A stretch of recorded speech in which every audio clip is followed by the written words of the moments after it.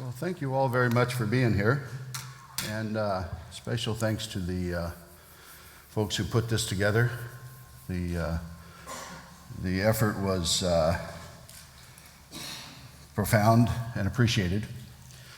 Had the opportunity to meet a lot of new friends here, which I appreciate very much. Community is a significant part of our campaign at the Center for Inquiry in Calgary, where I head up. And so I appreciate anytime I see that kind of effort going on in other parts of the world. So, having said that, we'll get on with it.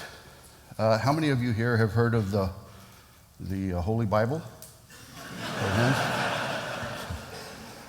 In particular, the King James Version. That's your fault. So there are 66 books in the Bible. Starts with Genesis, Exodus, Leviticus, Numbers, Deuteronomy, Joshua, Judges, Ruth, 1st, 2nd Samuel, 1st, 2nd Kings, 1st, 2nd Chronicles, Ezra, Nehemiah, Esther, Job, Psalms, Proverbs, Ecclesiastes, Song of Solomon, Isaiah, Jeremiah, Lamentations, Ezekiel, Daniel, Hosea, Joel, Amos, Obadiah, Jonah, Micah, Nahum, Habakkuk, Zephaniah, Haggai, Zechariah, Malachi, Matthew, Mark, Luke, John, the Acts, Romans, 1st, 2nd Corinthians, Galatians, Ephesians, Philippians, Colossians, 1st, 2nd Thessalonians, 1st, 2nd Timothy, Titus, Philemon, Hebrews, James, 1st, 2nd Peter, 1st, 2nd, 3rd John, Jude, and the Revelation.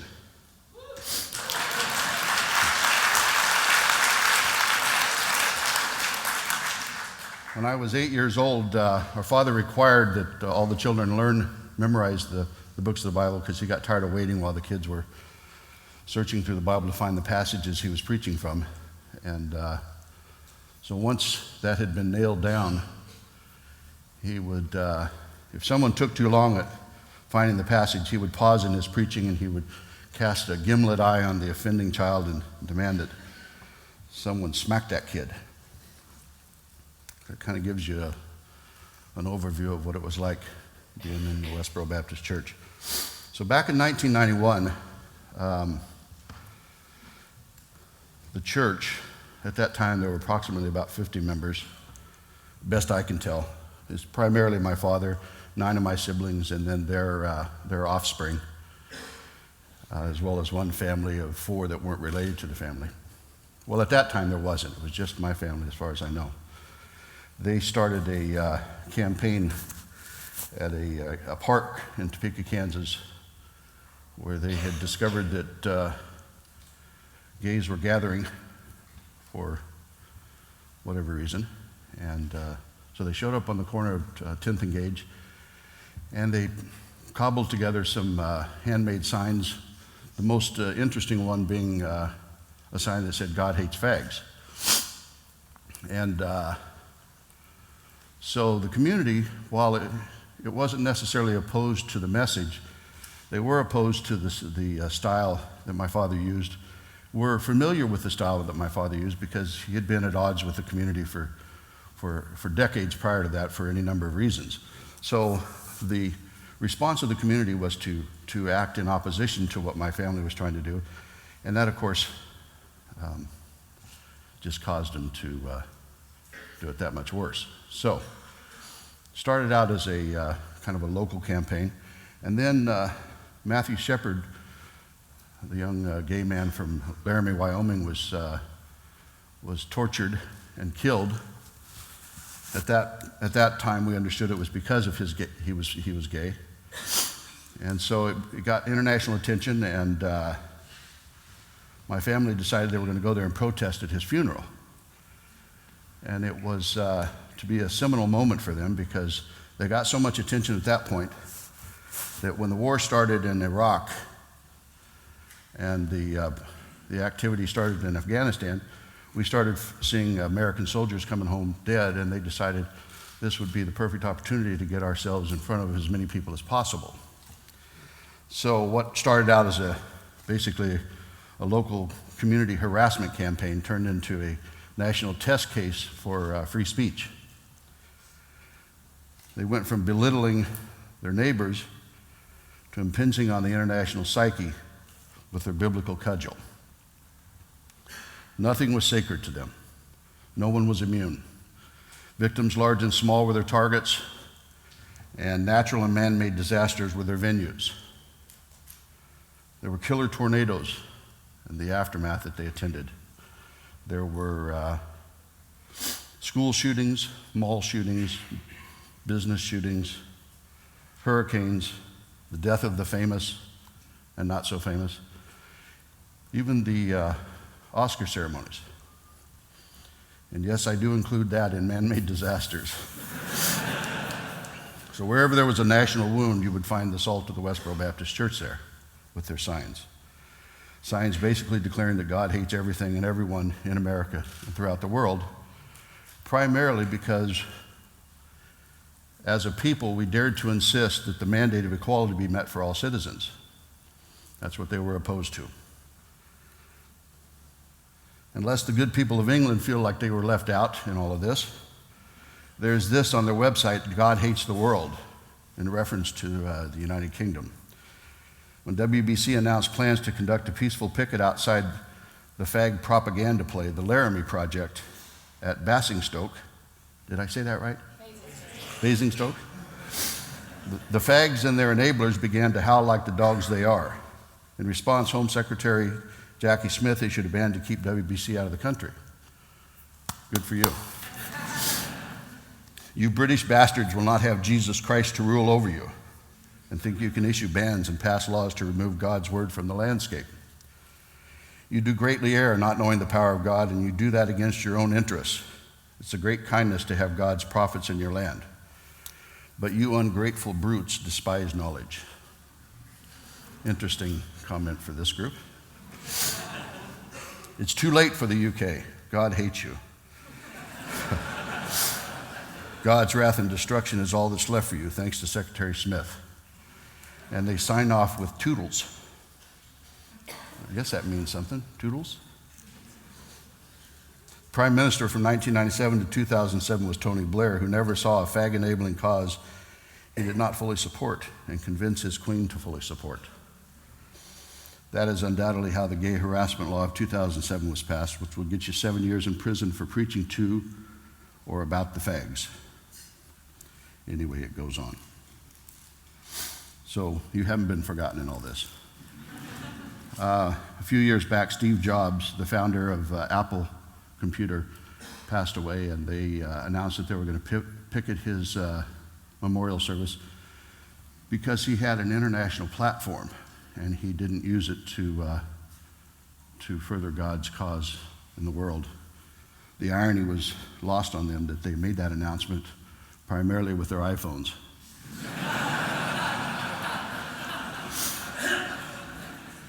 And then the Ku Klux Klan, there was a website, one of their websites, where they put a disclaimer on the front page that they were not involved with and had nothing to do with and did not approve of the activities of the Westborough Baptist Church.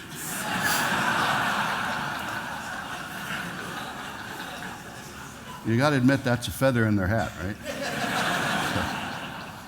So when they started doing this in 1991 and people were asking me what I thought about it, my response was this was inevitable. This was everything that I was seeing, the mannerisms, the words, the ideas were something that I had been raised with from infancy. Wasn't new to me. My father's message had been passed down to us literally from the first Sunday that we came home from the hospital. We were sitting in the pews. We had verses written on the chalkboard in the family room that we had to memorize, and there were books and records all over the house that we were exposed to. I recall one book where they had a full-page spread, one of the children's books, a children's book, and it had this huge panoramic view of the world soaked in water, rocks outcropping where people are clinging desperately with their clothes half off. And there's a mother with her infant child clinging to the side of the raft or the ark, and she's raising her little child up in the air to try to save it. And Noah's standing with his flowing robes, his flowing beard on the ark, ignoring the tragedy before him. So this was the God that we understood to be in our youth. And then there was a sign that sat in the vestibule of our church for most of the time I was growing up there. I don't know what it was originally intended for. There was a corner of it broken off.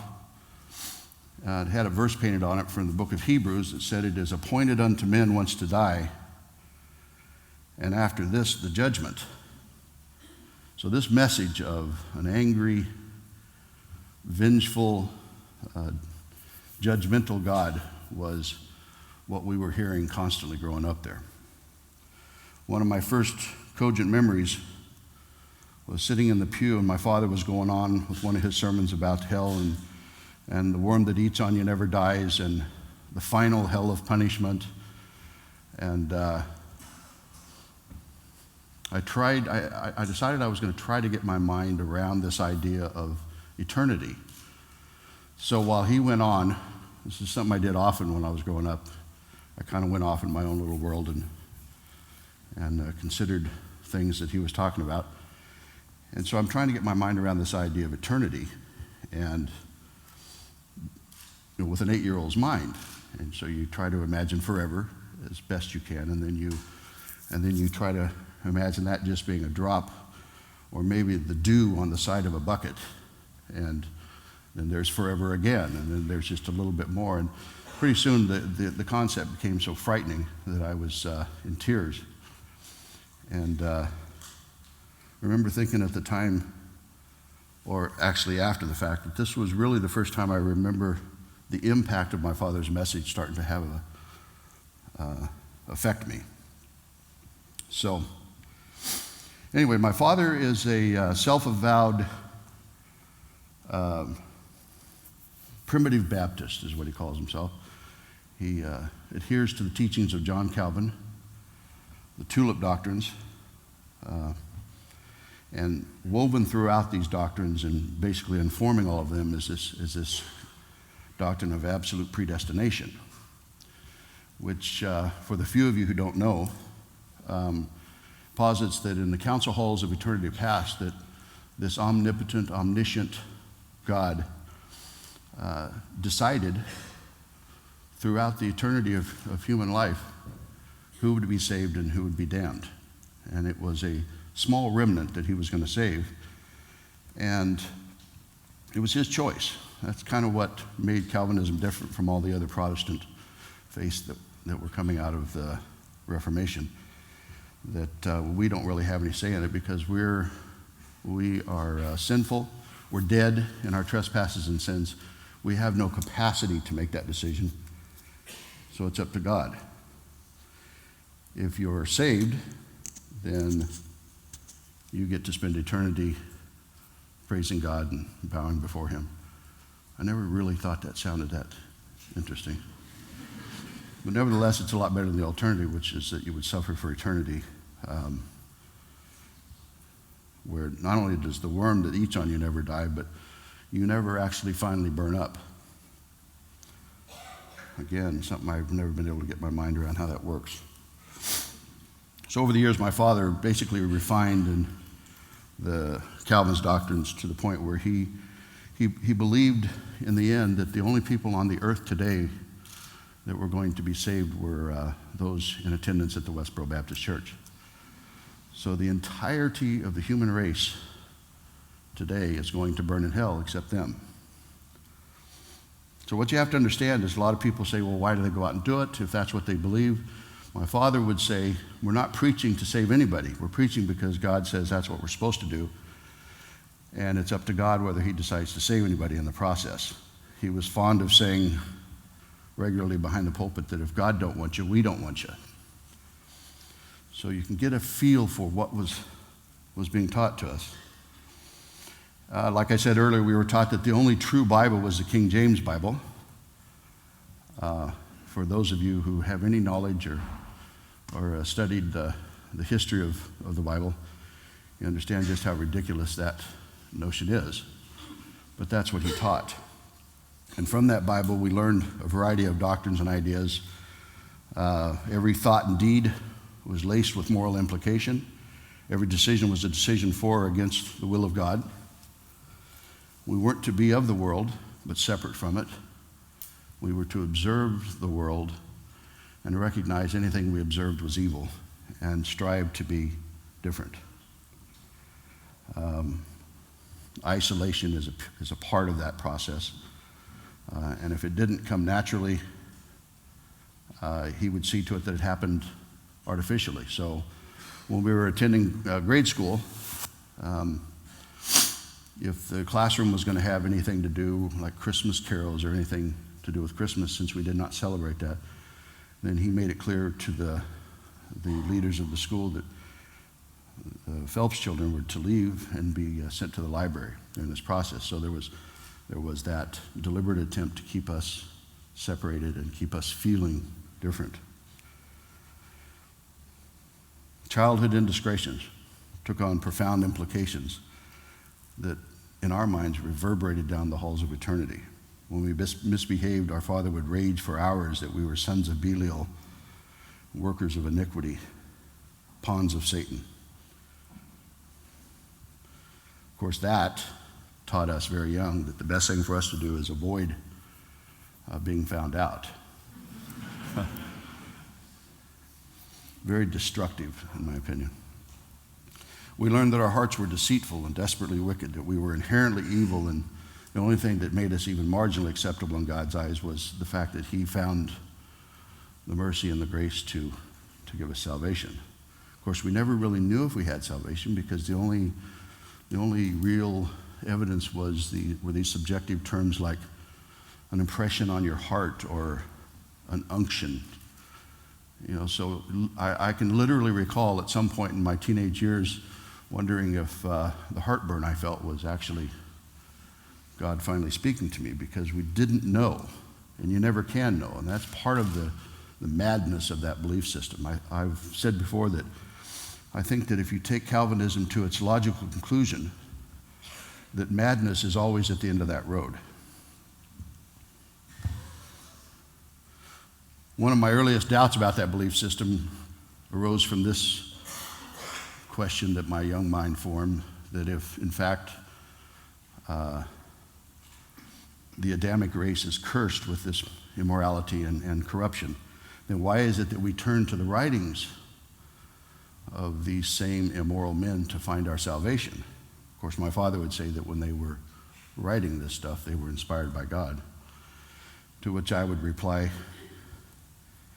using the words of Louis Theroux, well, it would, wouldn't it? So, from behind the pulpit every Sunday, my father was raging against every idea, every belief system that was out there, every political system that was out there. He would find the more popular preachers of the time and would rage against them. He would build these straw men up, and then he would destroy them. And he was systematic about it. He was very effective. So we got to the point where any thoughts that were contrary to the thoughts that came out of the Westborough Baptist Church, specifically out of my father's head, any thoughts that we had, we would look at something we saw in the world and we would think, well, maybe it's this. And immediately your mind goes to this idea that because you're thinking contrary to what you've been taught, that Satan is at work in your heart.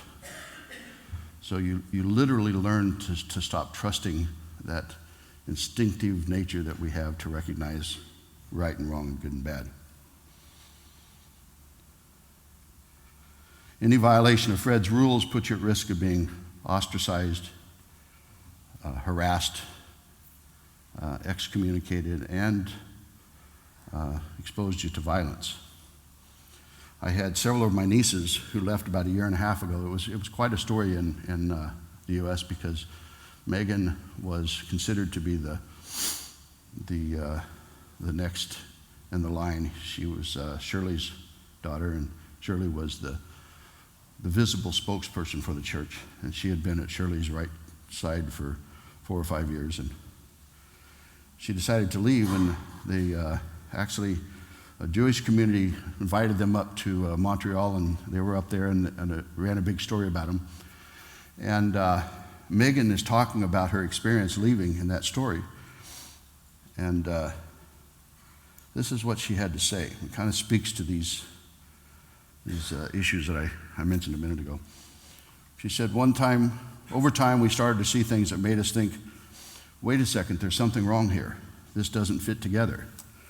I need to pause here and tell you that for all of us in the ex-Christian community, this is what we call the aha moment. And at some point, sooner or later, that moves on to the what the hell were we thinking moment. And then the you've got to be freaking kidding me moment. Not necessarily in that order. So this was her aha moment, and I think that's an important part of the process of moving away from this kind of fundamentalist crazy thinking that so many are raised with. You have to have the aha moment before you can finally start to let go. But she goes on to say, questioning proved difficult due to the strict interpretation of scriptures by Mr. Phelps, or they referred to him as Gramps. It was always very much all or nothing. The way the church presents it is there's the Westborough Baptist Church and the rest of the world. The rest of the world is evil. Westborough Baptist Church is the only place in the world in our generation that is right. That led to a decision to leave the square two-block section of Topeka. She said, hurting my mom was the worst thing of all. Their family made it clear if they left, it would be a clean break. They believe they cannot care about anything but what God thinks, and they're so sure about what God thinks that there can be no other option. We were both terrified after leaving. I was afraid we were going to hell. Many times when we were driving, I thought God was going to kill us. So we talk about violence. Often when we talk about violence, we think in terms of physical violence. This was the real violence, folks. These ideas that she will carry in her mind for years to come, she'll struggle with it. But there's another type of violence that we grew up with. It was a fact of life in our home when I was a child. As I reached the age of awareness, my father decided that he was going to go to law school and get a law degree. There were 10 of us at the time, I think, and so he ended up addicted to prescription amphetamines and then barbiturates to get himself to sleep at night after taking too many of the uppers. And so his temper, which was already fairly volatile, was just that much worse. And so we lived in this environment where you never knew when he was going to explode. Instead of using the doors to go outside after our mom woke us and dressed us, she would open a window and have us crawl out the window just so there was no risk of too much noise and bringing down the wrath of my father. But eventually he graduated from law school, started his practice, but within a couple of years he was suspended for ethical violations, had a 2-year suspension. So suddenly there's no income. So my father came up with the idea that he was going to send the children out to sell candy for Jesus. And so we started selling candy, and the story we told folks was that we were selling it to buy a new piano, and then pretty soon we're going to also buy a new organ. And then after a couple of years, people were wondering why we hadn't bought the instruments yet. So that forced us out of the Topeka community into other communities surrounding us. And somewhere in that process, we discovered that people were a lot looser with their money when they'd had a few drinks. So we would find ourselves on a Friday and a Saturday night at the right hour, at the happy hour, selling chocolates for Jesus in the bars with the strippers performing just a few feet away. And now, at least for me, I'm not complaining about the scenery so much as the hypocrisy that was apparent even to a young teenager at that point, that we were supposed to be the chosen ones. We, above all else, were supposed to have our halos on straight and be a sign for the rest of the world of what it's like to be holy. And we're selling candy in front of strippers. So that was one of the things that happened after his suspension. Another thing that happened on the first anniversary of his suspension, I came home from school and my mom was sitting in the vestibule of the church, and she had a stocking cap on her head and had been crying, and my brother Mark was there trying to comfort her. And she took the stocking cap off, and her hair had all been cut off. And it was a butcher job. There were spots where you could see her scalp and spots where it was an inch or two long. And she announced to us that he had cut her hair off because she was not being in subjection to him. So while I'm sitting there looking at that and thinking, okay, yeah, there is definitely an element of violence here. But the more important message to me was the fact that my father had spent all those years talking to us about this passage in 1 Corinthians where it talks about how women are to show their subjection by keeping their hair long and covered while they're in church. And my father had decided that the word for long actually was uncut. So the fact that he had cut her hair off was a very clear message to me, at least, that he had control over her very salvation. Women were second-class citizens in our church and in our family, and there was no compromise on that. My father was adamant about it. The Bible was very clear on that subject. The essence of the argument is that Eve had been deceived by a talking snake.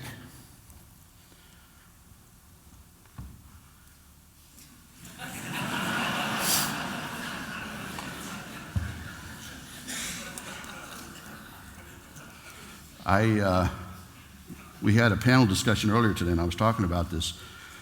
I don't understand exactly what it is, but there is this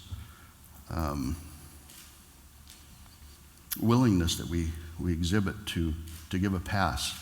If I were to walk in here today and say I had a conversation with a snake before coming in here tonight, I have no doubt that you folks would be seeking medical attention for me. But we don't do that because it's such a common idea, and we tend to show respect for it where respect is not due.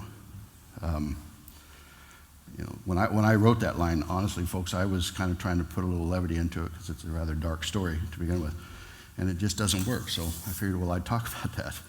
I remember I was in the Chicago O'Hare Airport back in September, flying back from a convention, and I'm sitting at a pub having a beer and watching a football game. It was the Atlanta Falcons, and there was this running back, and he had just completed a really good run, and he was black. And I say that, you'll understand why in a minute. So all of a sudden, over my left shoulder, someone starts yelling, and he's all excited, and he's going on and on. I look around and realize that he's actually talking to me. And that was frightening. But so he's all excited about what this guy just did. And he goes, "You know why that happened, don't you?" And I said, "Well, yeah, because he's really good at what he does."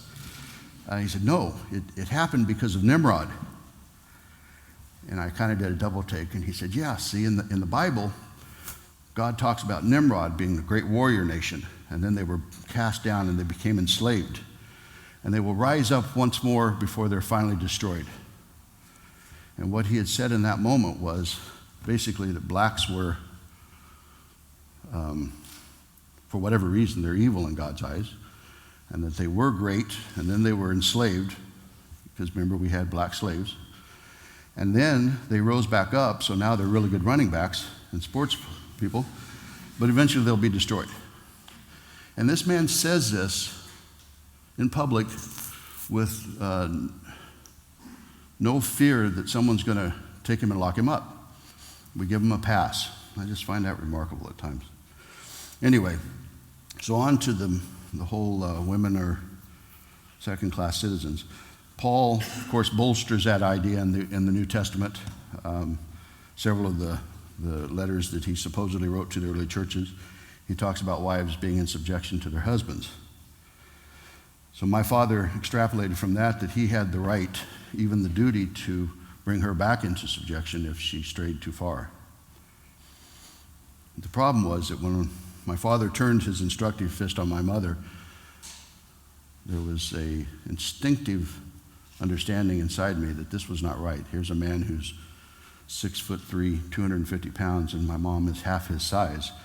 But there's nothing we can do about it because this is God given the authority to him.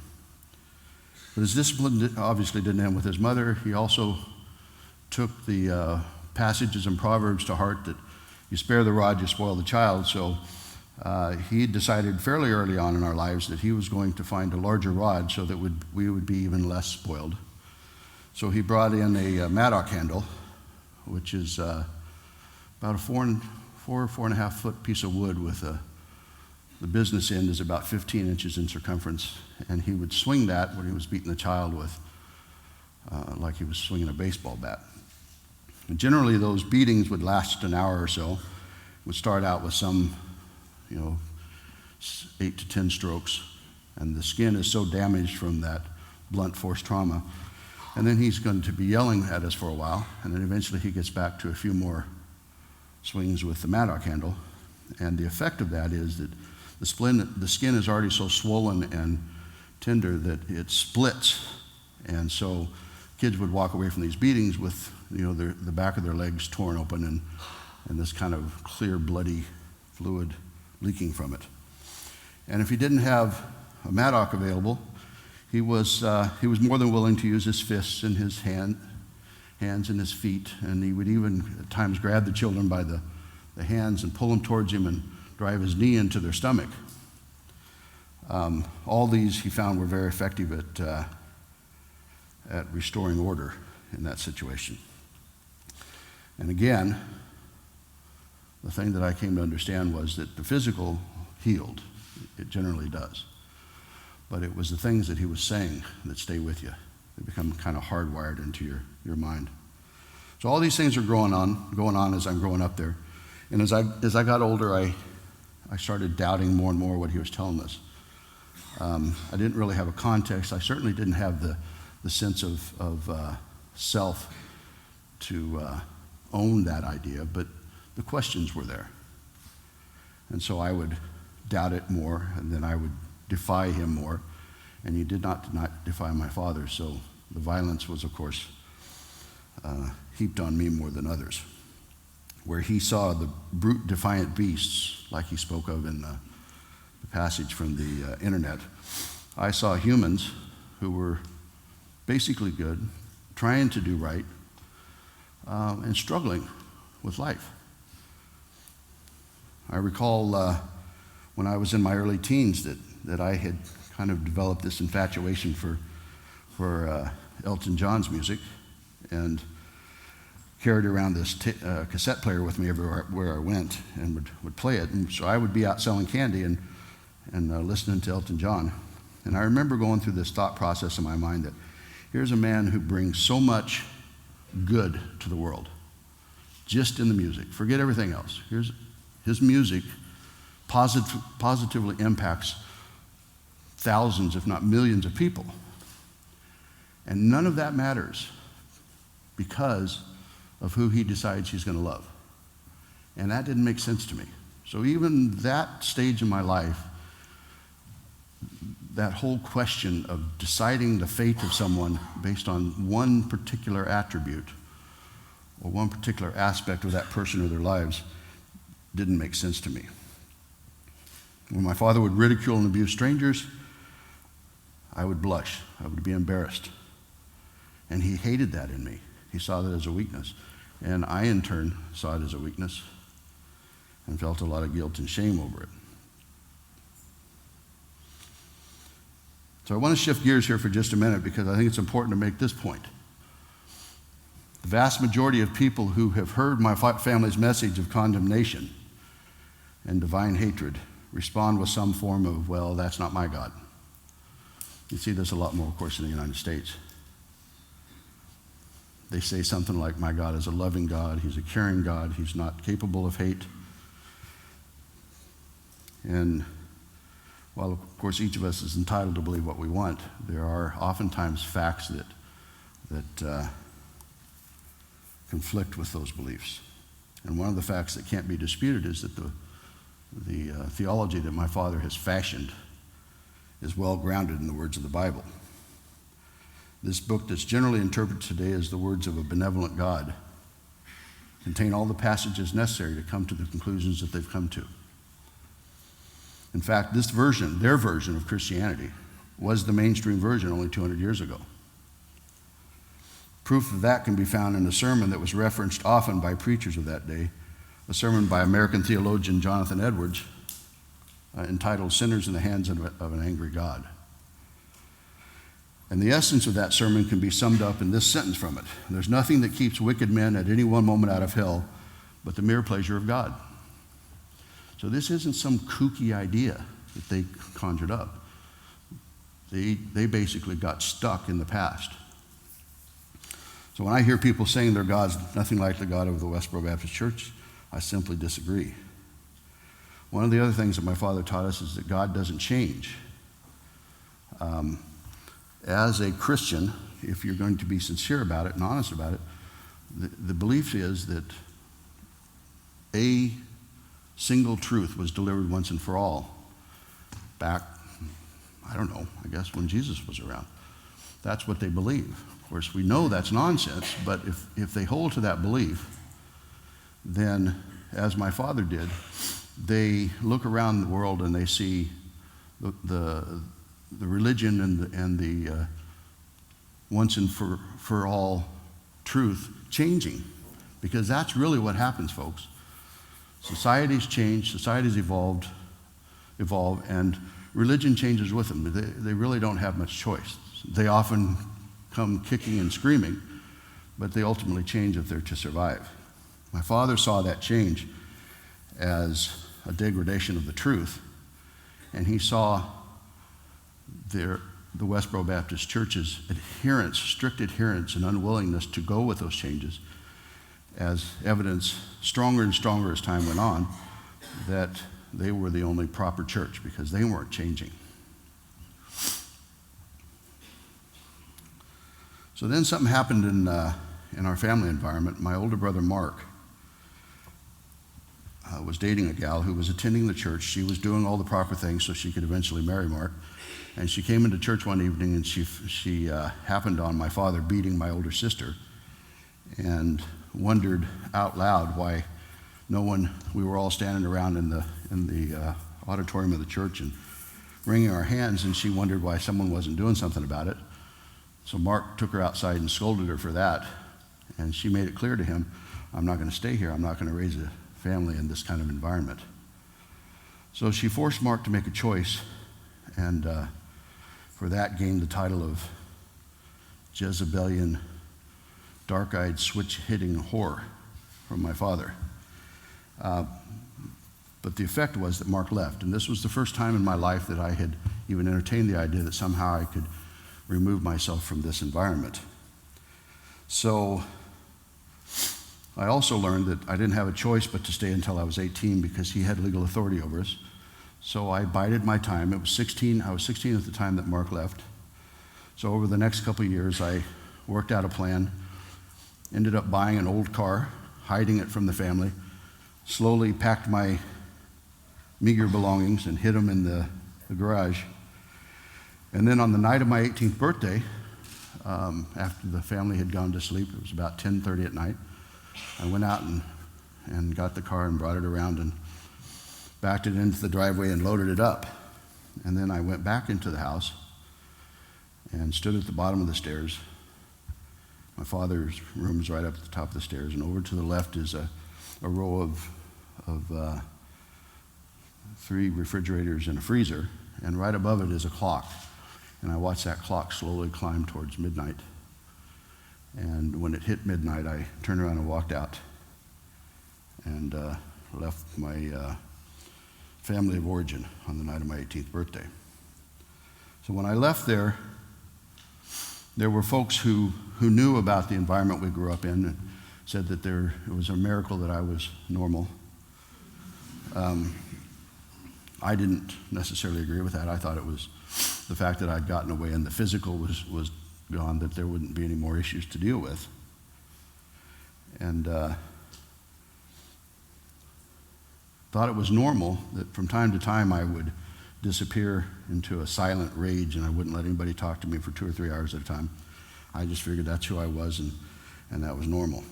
So I moved to Southern California in 1981, and I met Tammy, and we started dating, and she had a 3-year-old daughter at the time, and so I kind of became a father to Becky. But since she had been married before, I struggled with this theological issue that was still haunting me, that if I married her, that I would make her an adulterer. So that was a challenge for several years for me. And on top of that was this obsessiveness that I had about understanding the idea of love. It was a concept that I couldn't get my mind around because of the environment that we had grown up in. And I remember one day Tammy came to me and she gave me a 3x5 card where she had written on it something from a book that she'd read. And she had written, "Love is not a feeling by which we are overwhelmed, but rather it's a committed, thoughtful decision." So I said, I can do that. So I asked her to marry me, pushed back the anxieties, and we got married. And then within a month, she announced that she was pregnant. And that brought up a whole new issue for me, because we had been raised to understand that children were a gift from God, and that if you abandon God, that He's not going to provide you with that gift. So I spent the next 7 months confident that this was going to end tragically. So when my son Tyler was born in June of 1987, it was probably the closest thing to a miracle that I had ever experienced in my life up to that point. And then Tammy had twins 18 months later, and I'm suddenly questioning the whole concept of miracles again. But my world shifted at that point, folks, because suddenly I'm looking at it from the perspective of a father. And I took on this labor of love of raising these little creatures, and was determined that they were going to know unconditional love. And then this, of course, started raising questions in me that if I can have these feelings for these little creatures, where was that in my father? What was missing? What was wrong? And of course, we tend to generally bring it back on ourselves, and so I was convinced there was something wrong with me. So I ended up going into counseling. I found a counselor who had a theology degree, spent a year with him, decided that I was going to join a local church because I thought that was best for the kids as part of that sense of inclusiveness. So I started going to church, listening to the message of the kinder, gentler Christian God of mainstream Christianity, and became actually quite an outspoken apologist for Christianity. Even got myself published in Playboy magazine. I only read it for the articles. But as the years passed, I'm fighting this battle where I'm acting like I believe this stuff, and then at night I have these sleepless, anxious hours where I'm having these confrontations with my father in my mind. And there's no answers coming. So I end up more in a depression, go back to counseling. I end up with being diagnosed with PTSD, end up in a psychiatric hospital for 2 weeks. Come out of that thinking the best thing to do is just try to avoid the subject. So I go back to church and Bible study. And then over the next 10 years, the doubts were building up in me, and events started occurring that started challenging these ideas that I had. In 1994, I was traveling home from, I had the 3 kids in my car, and we stopped at Pizza Hut, ordered the dinner, and we were waiting outside, and it's Christmas time, so there's Christmas songs on, and Tyler decides to ask all of a sudden about Jesus. And I thought I could talk to him about the kinder, gentler Jesus, and that this was going to be a good thing. So I started talking to him about heaven and all of the benefits that the believer experiences. And he stopped me in my recitation, and he wanted to know about the people who didn't believe. Bless his little atheist heart.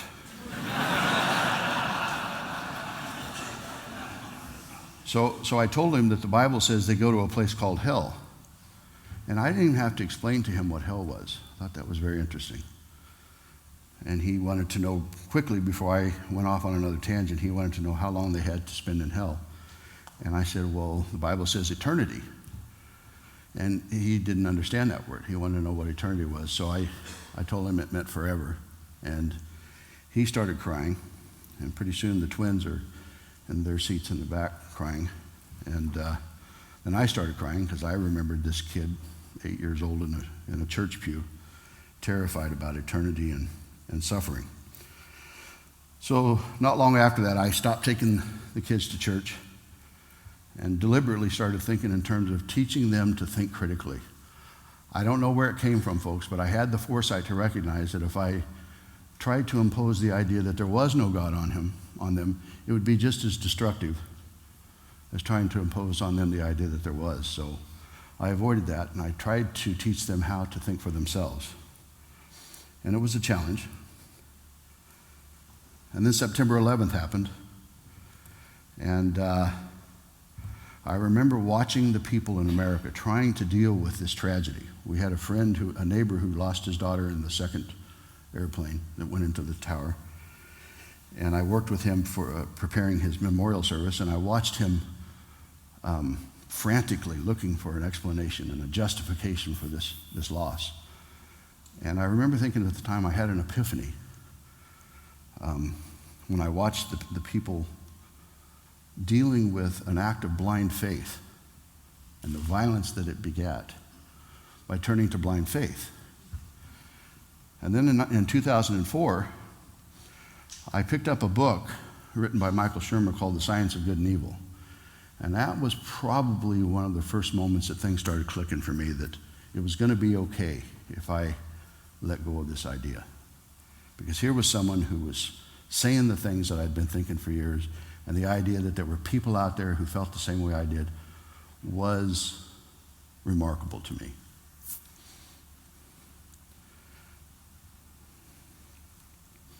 So I came to understand that basically we live in a world of ideas, folks. We define our reality with ideas. We give credibility to ideas by calling them facts, or capital T, truth. But what I didn't realize is that really no idea is of any value until we've vetted it and we've tested it and proven it through experimentation. So I began to challenge the ideas that I had come into my adult life with from my childhood. So I started asking the hard question, what gave the Bible validity as the inspired word of a creator? And was the evidence sufficient to retain that belief? What proof did I have? Lacking, if I don't any longer subscribe to the Bible being what it says it is, what other evidence is there for ideas like physical violence is necessary for a child to be raised properly? What evidence is there that women are inherently inferior outside of the Bible? And there's none there. I spoke earlier of an epiphany I had following September 11th. And what I came up with, the idea that occurred to me, was that it's very possible, very likely, that blind faith is one of the greatest threats that we face today as humans. It's an epistemology thing. A fundamental attribute of faith is that it cannot be challenged. If I invoke faith as justification for a belief, I'm bound to allow that for all others. By invoking faith for my belief, I now live in a world where it's okay to fly planes into buildings, because that idea was built on faith. The thing that protects a people from dangerous ideas is the ability to challenge them with reason and logic. Faith takes that away. King James talks about faith, hope, and love. These are desirable characteristics. 18-month-old Dean Heelman, playing in his backyard, stepped on a sliver of glass, cut his foot. His parents, motivated by love, treated the wound and comforted the child. But as the bleeding continued, love motivated them to reach out for more help. But faith motivated them to reach out to their pastor for that help.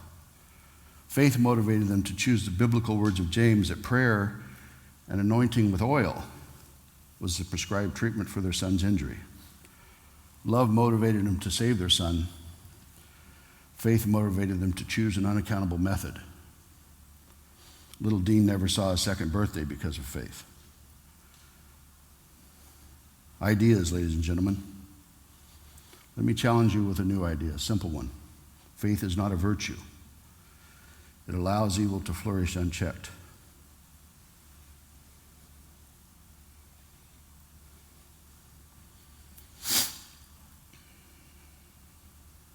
Running out of time here. I'm sorry, guys. Well, okay, so let me just end with this. There's really some good stuff in here, but... So the final thought I generally close with is that I kind of use it as a mantra and remind myself of every day when I'm sober enough. The famed British philosopher Bertrand Russell was interviewed late in his life. He was asked, what would you think it's worth telling future generations about the life you've lived and the lessons you've learned from it? And in his reply, he said, I should like to say two things, one intellectual and one moral. The intellectual thing I should want to say is this. When you're studying any matter or considering any philosophy, ask yourself only what are the facts and what is the truth that the facts bear out. Never let yourself be diverted either by what you wish to believe or what you think would have beneficent social effect if it were believed, but look only and solely at what are the facts. That's the intellectual thing. The moral thing I should wish to say, I should say love is wise and hatred is foolish. Thank you all very much.